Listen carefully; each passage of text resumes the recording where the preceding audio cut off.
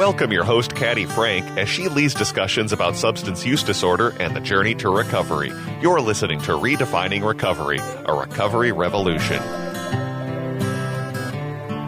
Well, good day, all of you out there in radio listening land. My name is Caddy Frank, and I am the host of Redefining Recovery, a recovery revolution. And just quickly, who's across the table from me? Hello, Caddy. This is Cynthia Munguia. Cynthia Munguia. Yes. She's going to tell us who she is in a hot minute. Yeah. But I first want to say special thanks to our generous funders, including the Patrick and Amy Butler Foundation, Otto Bremer Trust, the Sauer Family Foundation, the Hardenberg Foundation, along with many other wonderful humans and organizations that maybe find those extra dollars and cents to give to Minnesota Recovery Connection so that we can continue to do the amazing work that we do, helping our incredible group of humans that are on their journey to recovery, looking for recovery, don't know what to do about this recovery thing. It's a thing, isn't it, Cynthia? It is. It's a thing. Quite a thing. So how we open up the show, is all of you who are regular listeners, thank you very much. I'm going to ask Miss Cynthia, what is right with you today, my friend? What is right with Cynthia today is that she was able today to work with a wonderful group of individuals as we look forward for 2025 and the events that are happening in 25, and just know that I'm in the right place at the right time for the right reason. Oh, isn't that just music to everybody's ears? And Caddy, but what's right with you today? Well, I similarly was with a wonderful group of people. Okay, we'll just call it out. We were at lunch together with someone very important and important to this, literally this opportunity that is sitting in front of me, literally my executive director at Minnesota Recovery Connection and this radio program that we are with AM 950.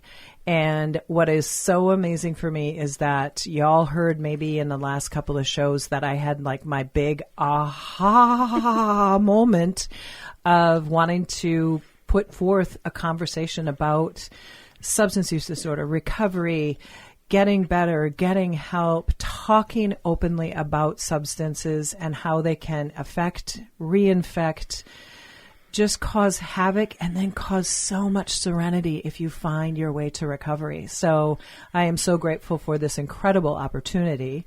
So that's what I'm grateful for. So why don't you introduce yourself to this lovely listening audience? Absolutely. I'd love to.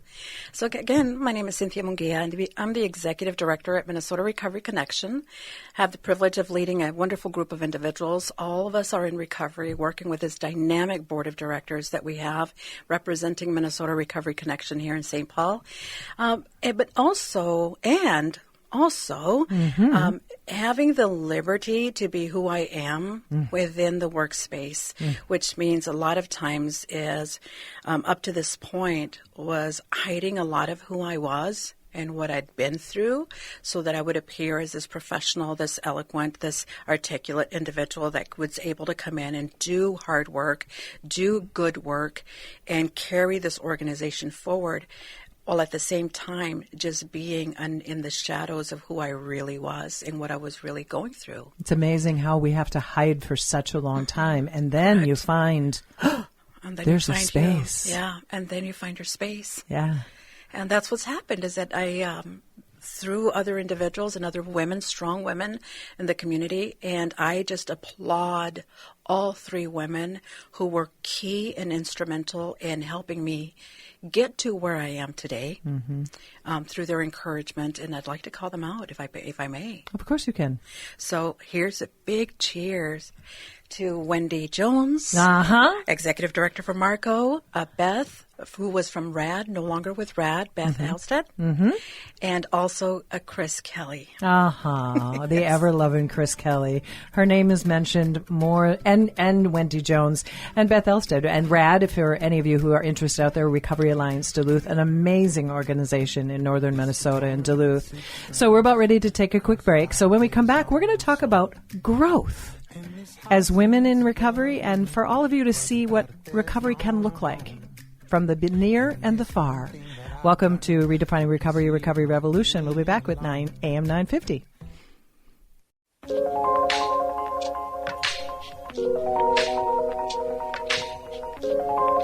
Oh, that music just makes me just sort of wiggle my head and my shoulders. It just kind of keeps me just moving. Welcome back to Redefining Recovery, a recovery revolution.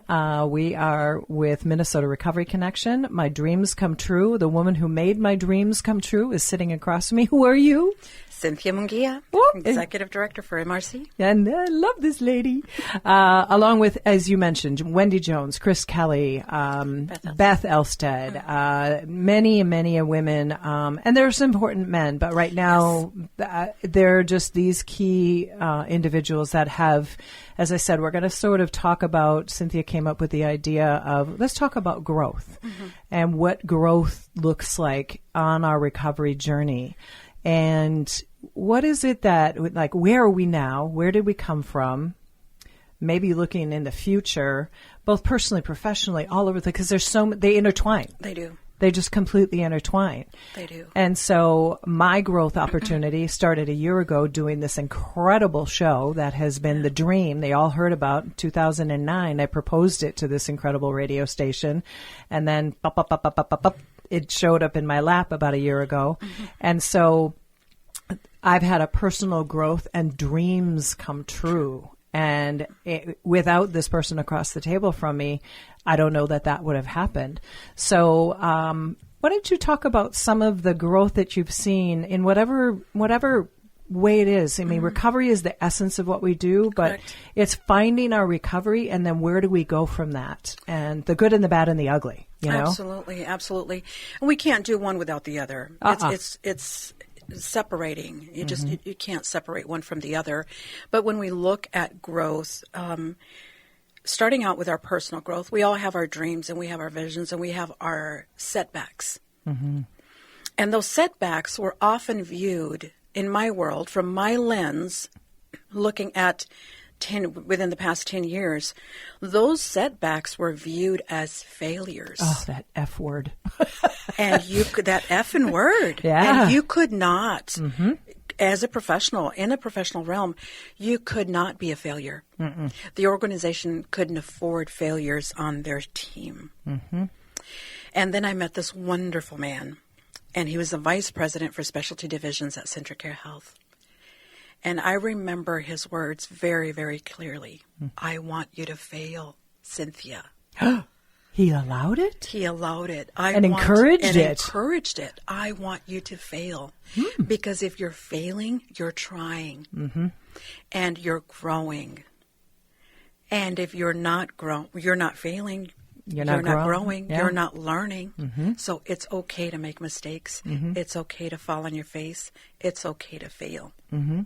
We have. I think I very rarely say have to and should, but I think if you have not failed at some point or you've not achieved what you wanted to, and you look at it and you go, "What the heck is going on here? I just can't get a foot up." It's like, and look in the mirror, or look at the situation and go, "Okay, what?" And this is what we do at Minnesota Recovery Connection. What's the barrier? What's gotten in the way for me to either move past, move forward, move over, like literally hop over whatever the heck that thing is that's been that perceived failure? Because on the other side, there's something. There's something. There's something. And with the failure comes fear. Oh! I'm afraid. I'm afraid of what if I do this and I make a mistake? What then? How will I be perceived? Yeah. And what are they going to say about me? What are they going to think about me? And so from moving from that space and just allowing him allowing me to be me in that space, it allowed me to face my fears, really roll up my sleeves and say, okay, it's okay if I no longer stay here. And so that was a wonderful decision to move on and move past that. That allowed me, as soon as I took that decision and took that step, that opened the doors for something marvelous. And I went from working within the hospital in a specific department to managing teams of interpreters across the United States. So back up the bus just a little bit. Talk about interpreting and what is that? Because that's an important part of who you are. It is. Just to explain that to the world, because it's the growth piece that you got to do. So absolutely. Tell us about that. So I've had a 25-year career in the language access industry, which I still have and I still honor, especially at MRC. And this is in a space where we get to work with individuals who do not speak English. So I have interpreting experience. I have training experience of training individuals who want to become an interpreter to serve in a community, educational, health, even legal environments for individuals who do not speak English as their first language. And, can you think of anything more accessible? And I mean, we have sort of like rolled this into our recovery world too, where we have individuals who are struggling with the substance use or struggling, plain and simple, just like, or maybe it's not them, it's a family member, or it's a partner, or it's a husband, a wife, a grandmother, a mother, an aunt, an uncle. And so being able to open up the conversation with individuals in a language they understand. And I learned something really cool when I did a training with Cynthia, 6-8 months ago, how many more words in Spanish it takes to say something in English. And I was just blown away. Yeah.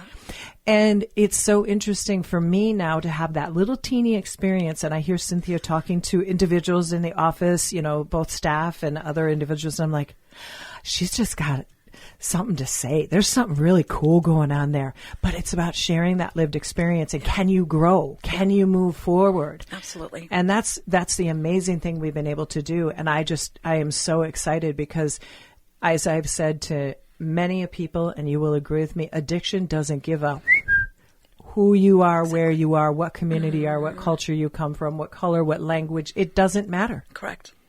It doesn't.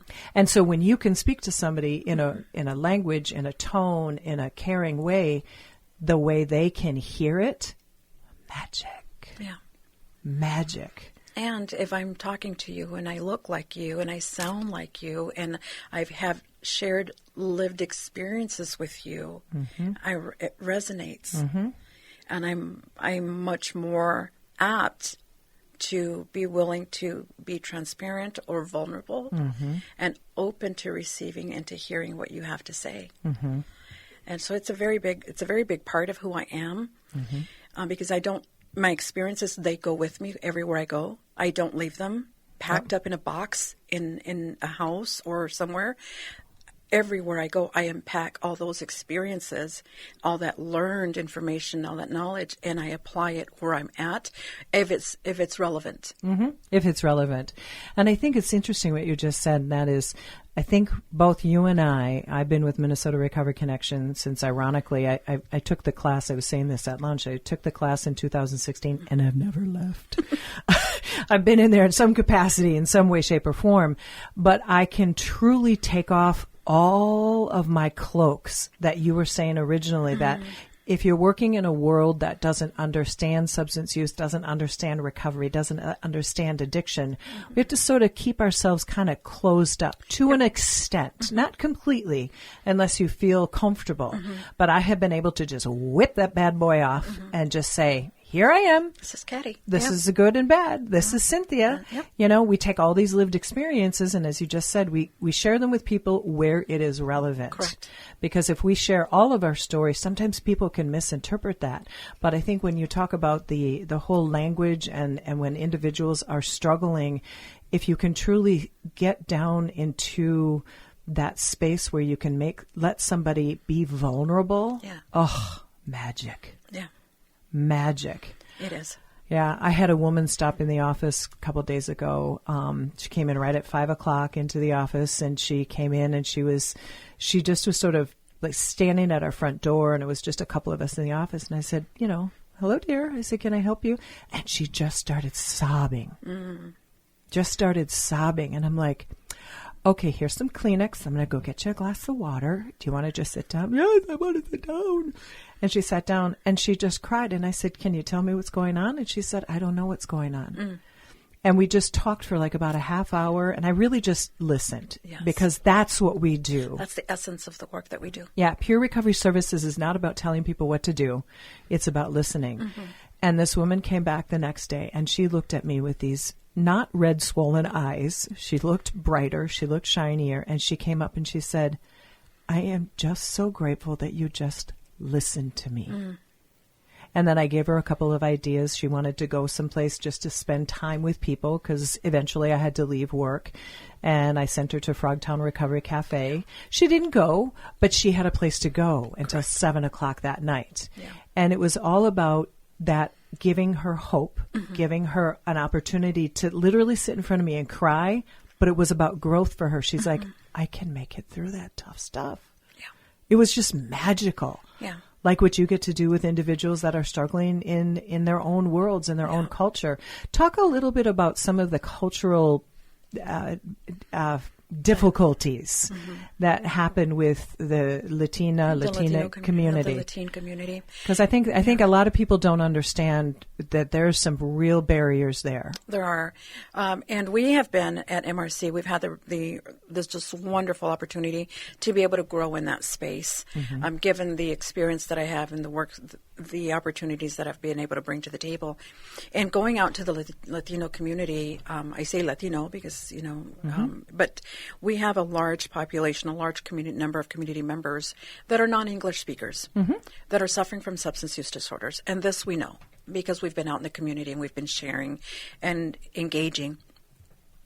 And some of the barriers that we've encountered is one of just the major is fear. Fear. Because truth be told, we are working with a community that is oftentimes, some, not all, but some, are new. They're immigrants to this country. And how they got here in recovery, that's none of my business. Nope. How you're doing, that's my business.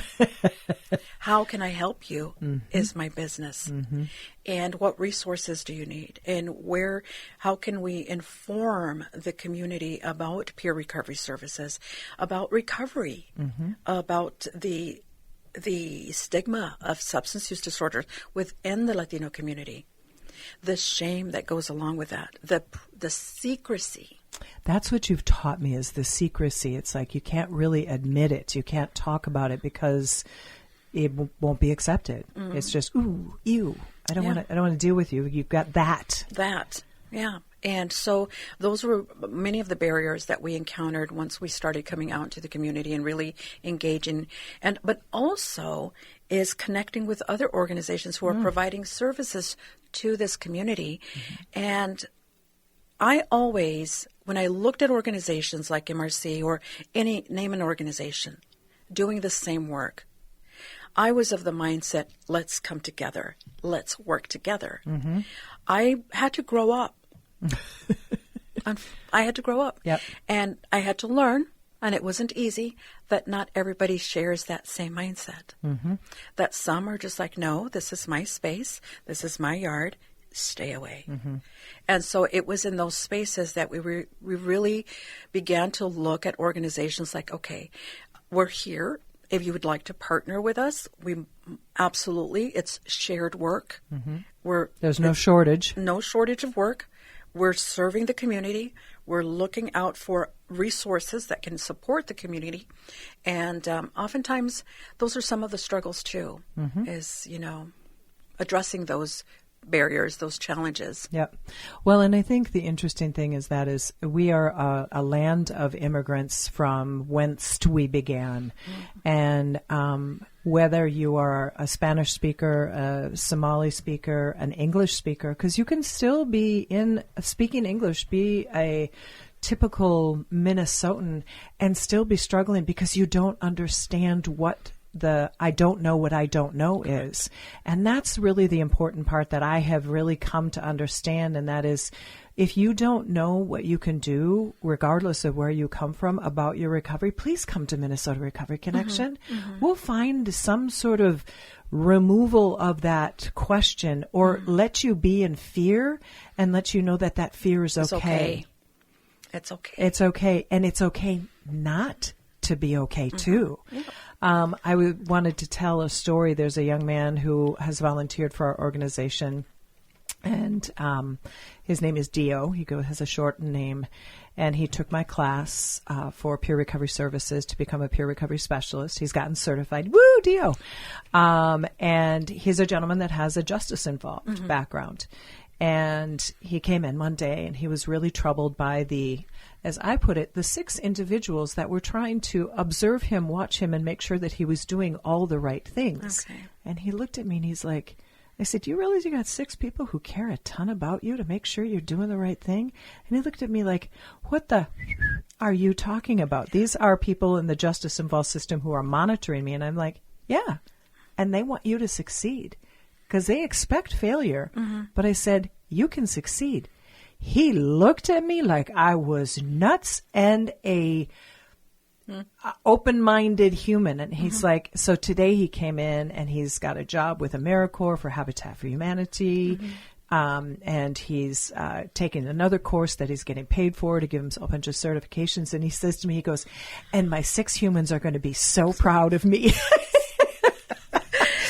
And that is so true because, when I think about myself, the 3 humans, Beth, Wendy, and Chris, the 3 humans, they're going to be so proud of me. And they are. Yeah. They are because I hear that. But it's true. Regardless of where you are, what you're doing, there are humans that are proud of you at every stage of your recovery. All along the journey. All along the journey. Yeah.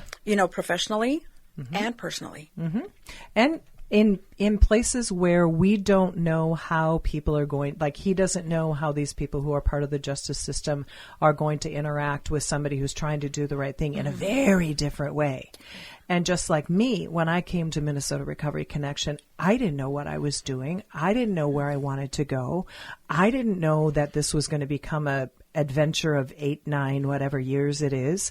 But when growth is given to you, and that's what Chris Kelly saw in me in the very beginning, she's like, you got a little something that we could use here. And I'm like, I do?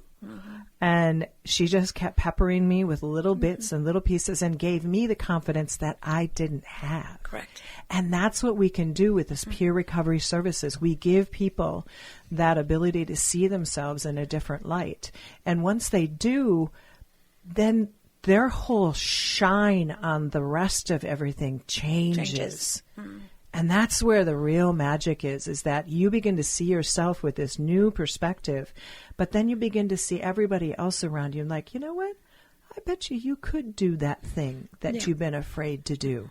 I'll bet you, I got a place that could help you figure that out. Yeah. And it's all about that continuing to like that spider web or those tentacles going out and saying, yeah, this can get better.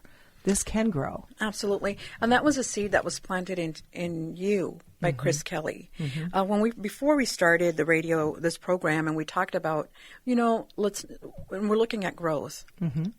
And one of the things that I mentioned to you was anything that I get, whatever it is, and it goes into the palm of my hand. She's got a little lozenge in her hand right now. I have a little lozenge in my hand, and it's a seed. It's just an analogy of a seed that has been planted in the palms of my hands. What we do with that, and where we can go with that, is somebody planted a seed of hope in Caddy. Chris Kelly planted a seed of knowledge, a seed of encouragement. Belief. Just so many things that you could define that seed as. And you took that. You didn't sit on it. Oh, no, I ran right back. I ran into it. Bury it. No. You took it and you multiplied that seed. And now not only did you grow personally, but you grew professionally. And you are multiplying that by planting those seeds in the lives of so many other individuals. How many individuals have you trained, Caddy, to date? Somewhere about 1,200 people. You have planted seeds in the lives of 1,200 people. I know that the listening audience can't see this, but I am wearing a ring on my right hand and my middle finger, and that ring is the tree of life. Ah, there it is. And you have planted a seed in the lives of people that have become their tree of life. And they give it back all the time. I know people sometimes stumble, but I really appreciate you saying that. It just makes my heart just grow. But I feel like the Grinch. It grew 17 million times. I'm not a Grinch, though. I'm pretty good. But it's like that idea. And I know that there are some people that go forth and conquer and do the work in our industry. But I do know that there are other people that just grew a little bit from the class that I have the greatest gift in the world to be the facilitator for, along with our team, because it takes a village to do this. But that is how we do plant the seeds for growth. And every volunteer that walks into Minnesota Recovery Connection, some are vested in, some are showing up, some are just hanging out, but it's a positive environment. It is. It is. It's an opportunity for people to go, huh. I really like it here. Yeah. This is kind of different. This isn't treatment. This isn't a job. They're voluntarily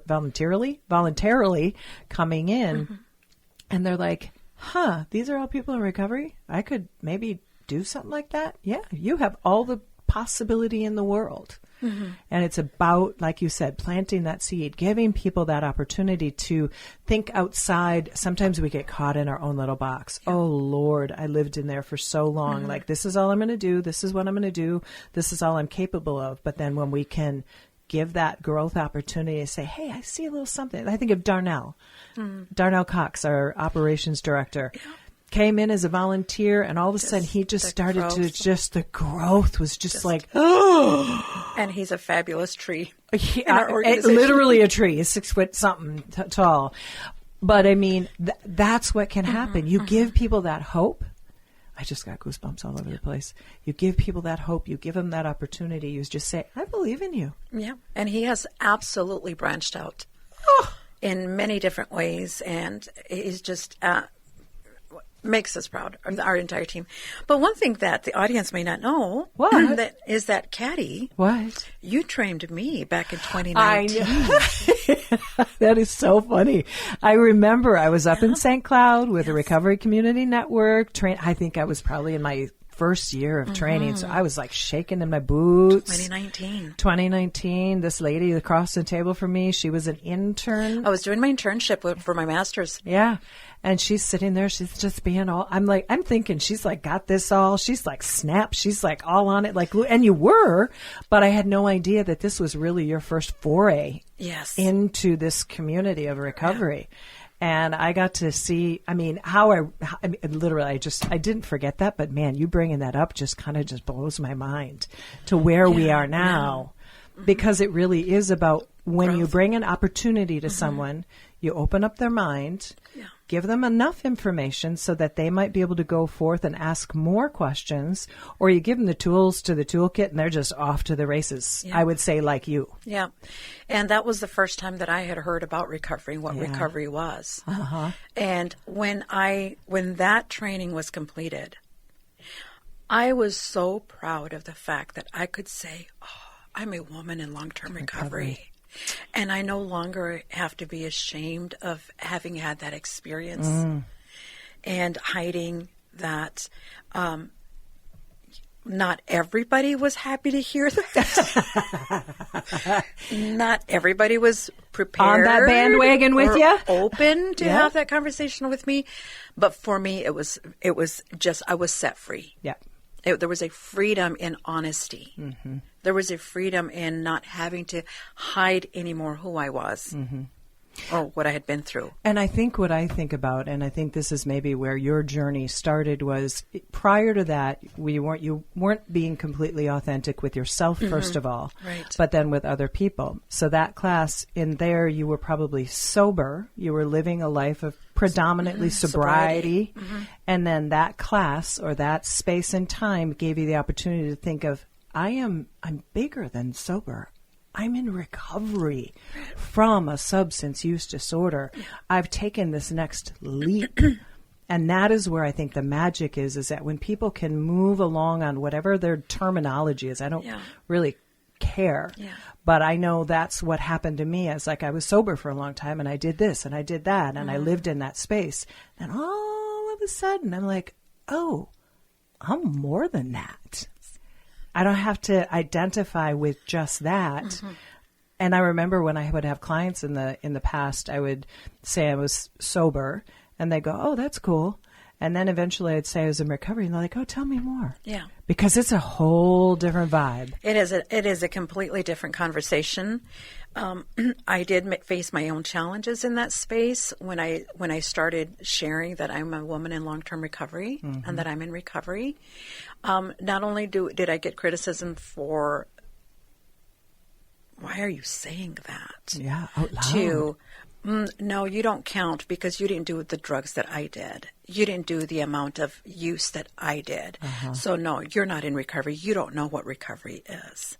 So getting it from both sides was something that I had to go grow past. Wow. And be okay with their perception of what recovery looked like and be okay that they were comparing, that there was a lot of comparing going on. But I know what I learned. And I know how I felt when we had to stand up at the end of that training and give our story. Our elevator speech. And what that sounded like. Yeah. And what that meant.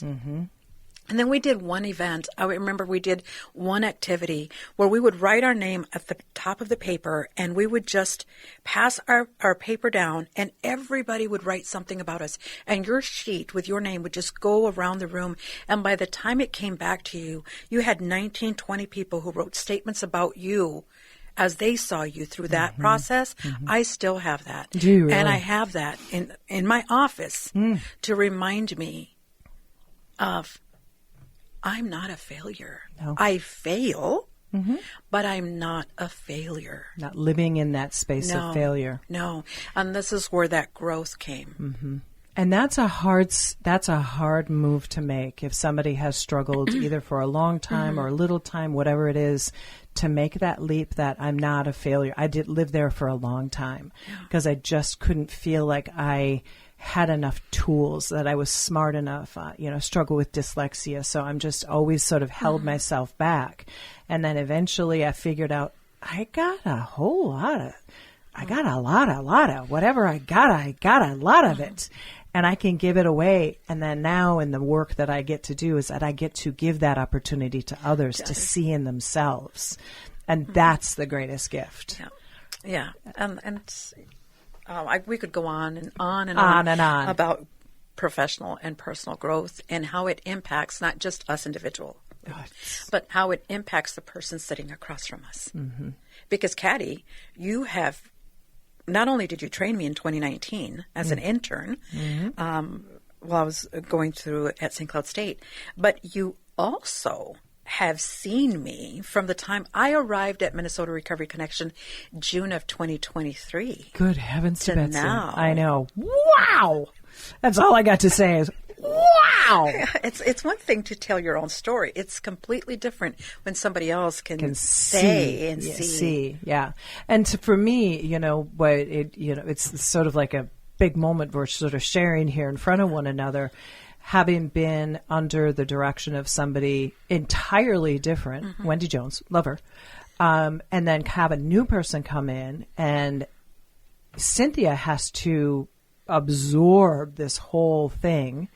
I have to say, who's Cynthia? I know her 2019. I know what she's done. I know where she's been. I know her reputation. I know that she's a great human, but who is she? But then I have to grow because I have to be able to, and I say this with not derogatory, but I have to chameleon a little bit. I'm like, okay, I got to change my colors. I got to change my stripes. I got to kind of morph where I fit.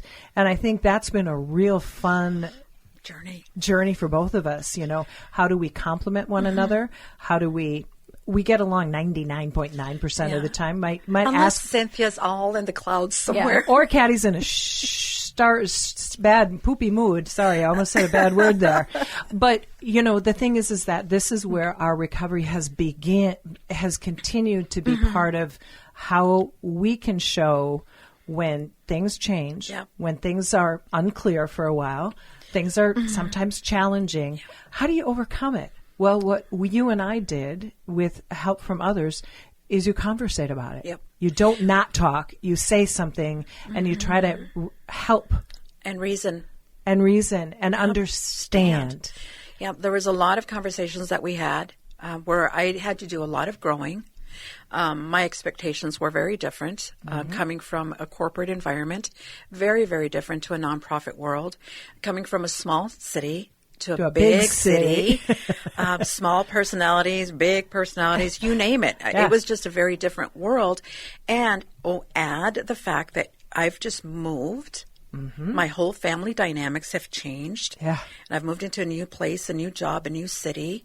Didn't no know anybody. No connections. Yeah, other than at work, which is fine, but Yep. that's not it enough. Was, at the beginning, it was superficial. Yeah. Very superficial because you're coming into a new workforce, a new workplace. But there has been just a lot of growth in that space within MRC.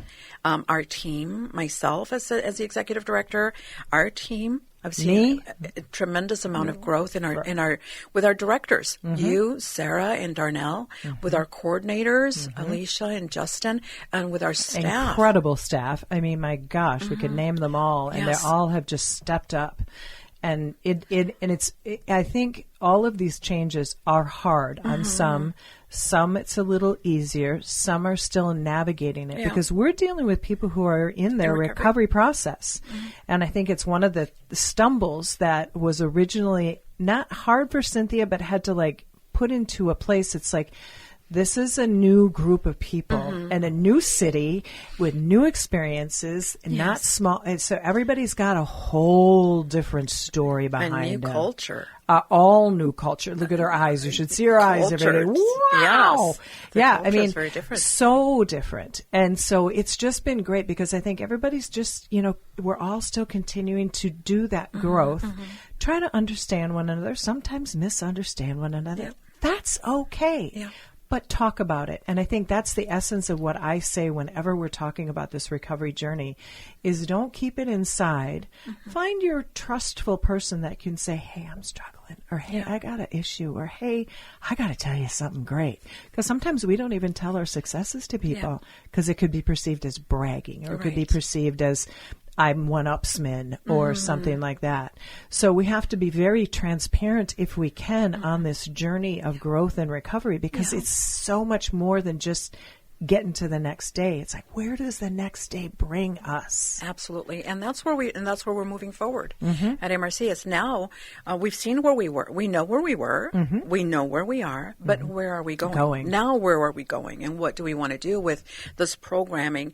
And as we continue to develop and we continue to build out our programs at MRC, we're just so excited. Yeah. So excited. We've just confirmed and committed to another year of recording here Woo-hoo! at AM 950. And that's, we could have some bells and whistles in the room. That would be great. I could make all kinds of noises if necessary.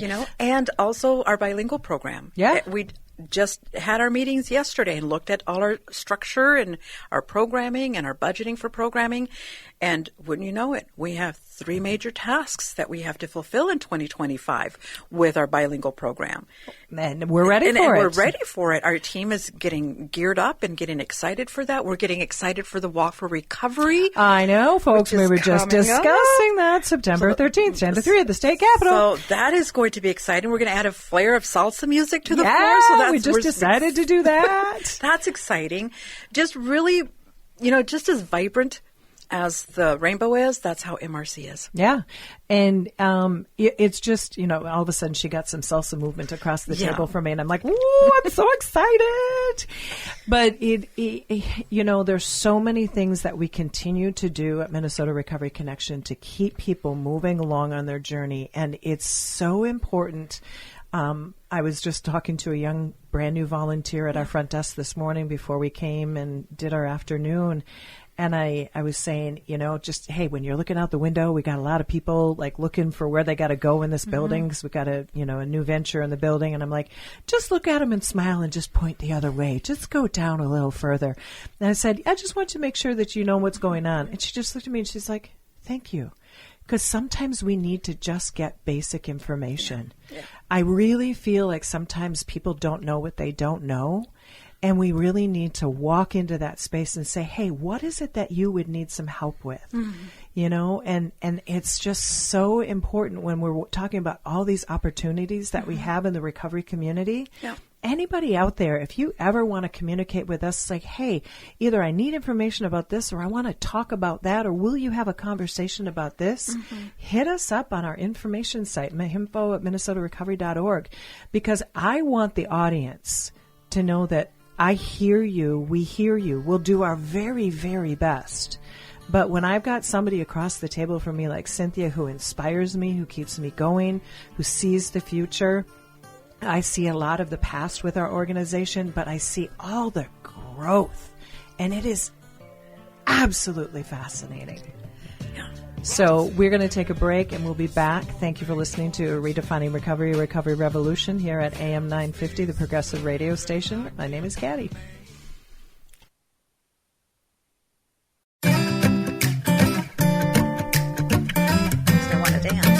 Yeah, it's like just kind of swinging from side to side. Yes. So welcome back to Redefining Recovery, Recovery Revolution here with Cynthia, the Executive Director at Minnesota Recovery Connection, and Caddy Frank, Director of Programs and all the other stuff we all do, because Lord knows a title don't mean a whole lot in a small organization, does it? We wear a lot of hats. We wear a lot of hats. And Cynthia also makes coffee. Yeah, so she can keep herself awake. Absolutely. So we have a lot of opportunities going ahead with Minnesota Recovery Connection. I've got Cynthia across the table from me.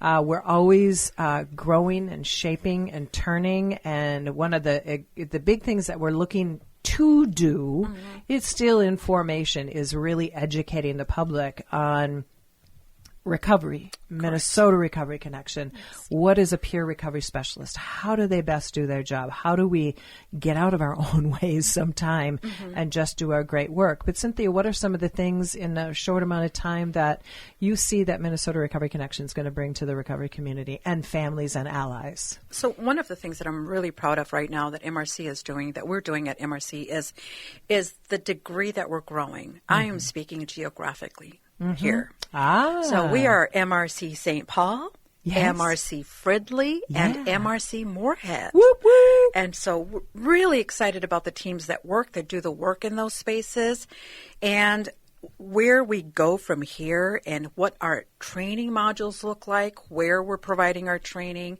working with the Department of Corrections. That's huge. I can't speak enough about our Department of Corrections partnership there. Yeah, I mean, we've always known that there's a community, myself included. I have a justice involved background.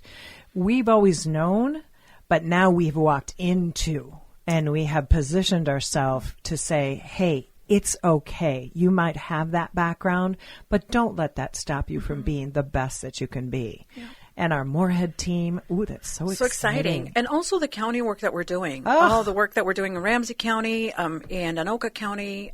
We're in Hennepin County, Dakota County. And, it's our team is just positioned and equipped just right to be at the right place at the right time for the right reason. And that's where MRC is at. And as we look forward, and my job as the executive director is to look at all the programming, to look at the funding that we need to be able to do the work that we're doing. And it is so just near and dear to my heart that we have a very solid group of individuals.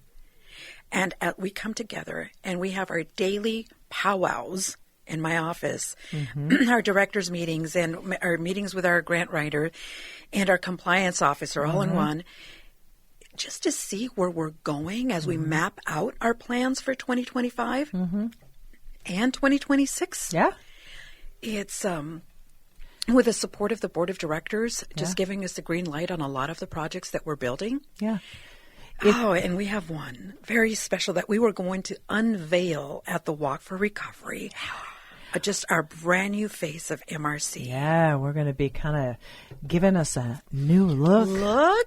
Yes. And yeah, it's coming, folks. It's coming. You're going to see snips and sniggles of it here and there. It's going to take a little while. We're still kind of figuring out the fine details of it, but it's going to be a new presence that we're going to have. And I think the most important part in these last few seconds is to say, if you are struggling, if you are hurting, if you are succeeding and you still need some love, some support, just someone to talk to, we are there for you. Or if you know somebody who's struggling and you need some new tools and new tips.